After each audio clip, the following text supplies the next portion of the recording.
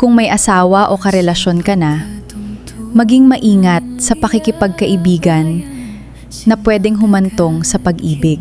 Kasi ang pagtataksil hindi nagsisimula sa isang malaking pagkakamali. Simpleng usapan, sa madalas na kumustahan, sa mga kwentong akala mo ay wala lang. Sa umpisa, normal lang ang lahat. Wala kang itinatago at kaya mo pang ikwento sa asawa mo kung sino ang nakausap mo.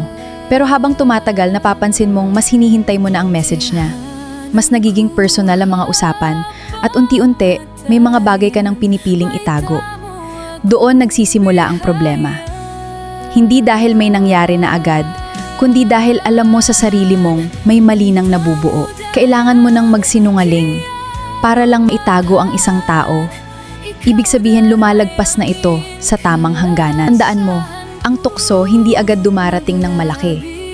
Madalas, dahan-dahan itong pumapasok hanggang sa hindi mo na namamalayan na nahulog ka na pala.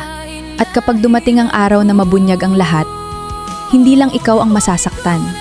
Pati ang asawa mo, mga anak mo, at buong pamilya ninyo ang magdurusa. Kaya kung alam mong may taong pwedeng maging dahilan para masira ang relasyon mo, umiwas ka habang maaga.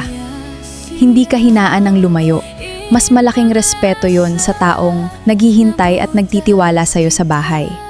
Mas madaling umiwas sa simula kaysa magsisi sa huli.